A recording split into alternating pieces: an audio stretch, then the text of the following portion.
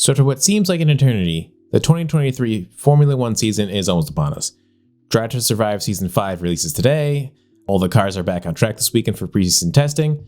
So I guess that means one thing. It's time to rank all the new liveries for the 2023 season.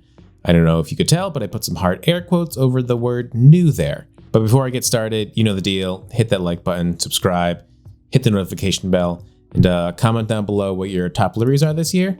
That's the great thing about design. It's incredibly subjective, so everyone has wildly different tastes. So just remember, be respectful down there in the comments about any rankings you might disagree with.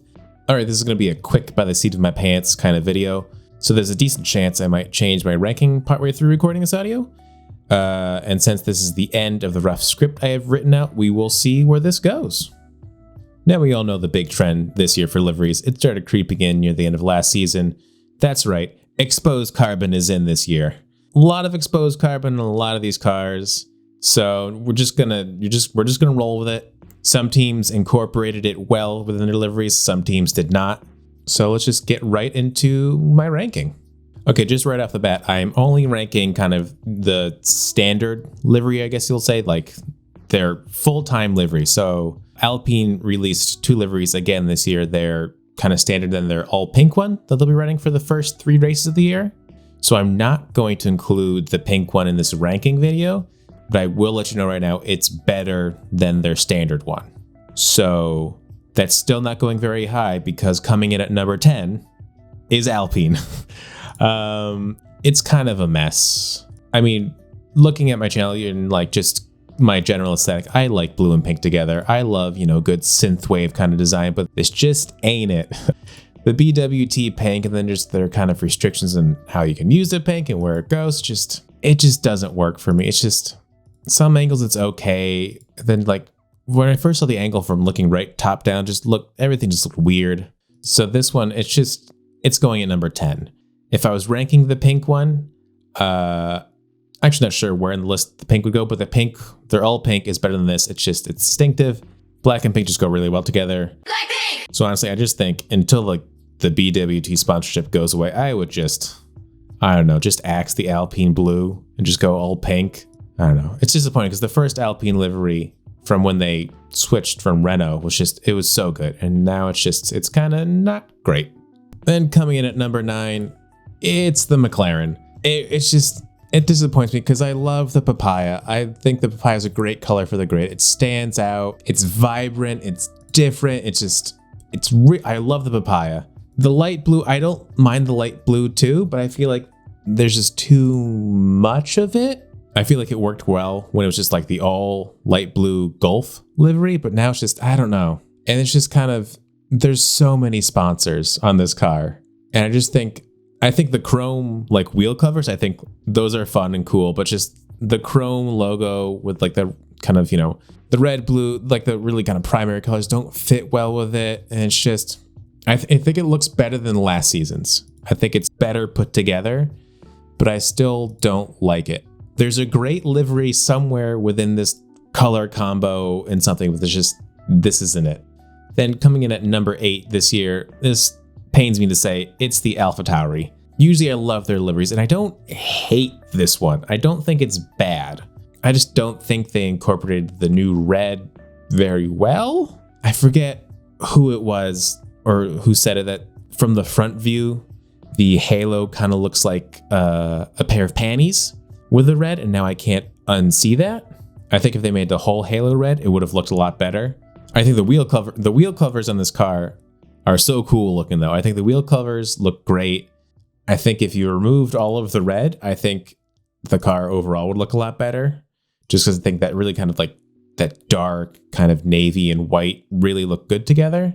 But just the red isn't incorporated great here. I just want to say, I think my mid-table kind of rankings, like 7 through 4, and even kind of 7 through 3, they're all really close. I think 7 and up, I think, are all pretty strong, good liveries. So like they could all jockey around, throughout the year, depending on if they change them at all. But coming in at number 7 this year, it is the Red Bull. Now we all know Red Bull has not changed delivery since forever, and I think that's fine. I think it looks great.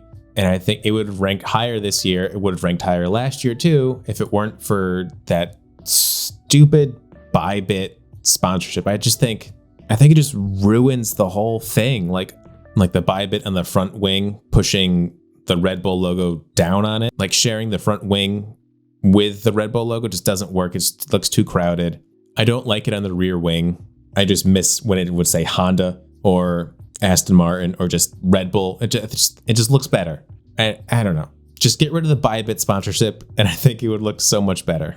Yeah, there's just not really much else to say. It's the same livery every year. I think it looks great, but just either adjust where the Bybit sponsorship is or just get rid of it. But honestly, I think if they just removed it from the front wing, I think this would be a better livery for me. All right, I know I said like 7 through like 4 are close, but I really think these next few were kind of tough for me. So at 6, I put the Haas. And I think the Haas looks really good. I think it's a really good looking car this year. And I saw some pictures of it on track today, and I think it looks great. I think from the front, it ranks higher in this list if I only saw it from the front. But when I see it from the side, it's like, it's good, but it's not as good as I thought it would be. So if I only see the Haas from the front, it would rank higher than it is right now. But I like to return to just the black, white, and red. I think it looks great.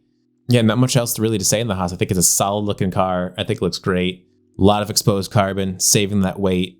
But again, if I only saw it from the front, it would rank higher. And coming at number 5, it is the Williams. Kind of doing the opposite of what everyone else is doing this season. It seems that they've actually added more paint than they had at the end of the last season. I think the Williams was the number 1 offender last year of exposed carbon, so it's good to see that they've added some paint back to the car. It is basically the same livery from last season. I think slightly refined, a bit cleaner, and I think adding that Duracell air intake as like a permanent bit is great. I think it looks great. It's great marketing. It's like that's how a sponsor should be incorporated with the livery. It's great. I love it. No notes on that. I love the wheel covers in this one too. I think a lot of the teams that introduced new wheel covers this year did a great job with the design of them. I think it's a super fun space to do some neat design on. So I'm glad to see more teams using it. And at number 4, we have the Aston Martin, which is pretty much, I think it is just the same livery from last year. One second, I think it's pretty much, it's the same. It's not a bad thing because it looks great. I love the Aston Martin green. I love the lime kind of little highlight stripe down it. I think Aston Martin I think they have great racing colors. I wouldn't mind maybe a little more of that lime highlight here or there. I think maybe if the rear wing was green, that would look really cool. But understand, exposed carbon is in. You gotta save some weight. No real new notes on this because it's not a new livery, but it's still a great livery. And now it's time for the top 3. Coming in at number 3, we have the Alfa Romeo. What a stunner. I mean, I think Alfa Romeo consistently has great liveries, and I think we were all expecting another one this year. I don't think we were expecting a black and red one though. So they really took that, the exposed carbon prompt and just ran with it. And I think it looks great. I am a sucker for black and red, so that might be it. Would it have looked better if it was white and red? It might have, but I think it looks great. It looks great on track. I'm a little worried it might not stand out as much on track being black and red. It might blend in a bit maybe with like the Ferrari. Not that it's going to be racing the Ferrari. I mean, I'm sure Alfa Romeo hopes they will be, but it looks so good. And again, those wheel covers, I think Alfa Romeo really kind of started that trend last year with the cool design covers. I think they look so good. So great job, Alfa Romeo. This is great. Good job. All right, my number 2. I guess when I say my number 2, you're going to know what the number 1 is. I really thought once this car was revealed that it was going to be my number 1, hands down, no competition. But now, obviously, we find it at number 2. So that didn't turn out to be true. So at number 2, it is the Ferrari. Once again, it looks great. I think this year and like last year, I think hands down was the best looking car on the grid. And what I think like the best looking cars I think ever, maybe? I don't know. If we're talking about just like the overall, just the car with the livery and everything, the Ferrari might still be number 1 because it's just like, it's such a good looking car. See, now I'm questioning. No, this is livery. I'm just going for liveries. I think the addition to the Ferrari in the rear wing looks amazing. Again, I think this is so close to being number one. It might, I don't know. By the time I'm editing this video, maybe I'll flip them. I don't know. It's such a good looking car. Oh, it's so good. I have no notes. I think it's better than, oh man. Now I'm second guessing it. I don't know. Let's move to number one, and then future Zach, when editing this, will jump in with like, if he changed it. Or if he didn't, he'll just cut all this part out and you'll never hear it. All right, after all that kind of just blabbing about how great the Ferrari is, which we're just going to move to number one, which is obviously, it's the Mercedes. I thought going in that they were going to do some kind of maybe put some black on the car, just, for the exposed carbon trend, saving the weight. But they went back to black. They went all black, and it looks so good. Like it's the best version of the black livery they've ever had. It's probably my favorite livery that they've had in years. It looks so good. I think the black being a kind of more satiny finish black really makes it stand out and look amazing. I think not having the weird kind of Mercedes star pattern on the back of the car like they did 2 years ago, I think that helps. Just having that kind of a bit more subtle, larger star pattern on the back looks great. That teal stripe looks amazing down the side. I think it'd be really cool if the black was like a matte satin and they had that teal and like a gloss finish. Oh, that would have been amazing. I love the different color numbers for both Lewis and George. I think Lewis's yellow numbers and kind of highlights look really good on the car. If both of them had the yellow numbers, it would just be, but it's just really no notes really. They're like, I don't know, no words. Future Zach might come in and add in some few things here and there. But yeah, number one, Mercedes. There we go. And that is my list. My very rushed, haphazardly put together livery ranking list. Maybe next year I'll actually get my act together and record this in a more professional manner, but who knows? So yeah, like I said, let me know down below, what you think of my list. What's your list? You don't have to maybe give me the whole top 10, but if you want to, go for it. Maybe just give me your best and worst. I don't know, whatever floats your boat.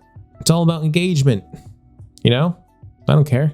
Thank you everyone for sticking with me through this, I don't know, just word vomit of a video. Remember to like, comment, subscribe, hit the bell, all the things for the algorithm. So yeah, let's have a great Formula One season. And I can't wait for the end of the season when Alex Albon is crowned world champion. So yeah, thanks for watching everyone. Till next time.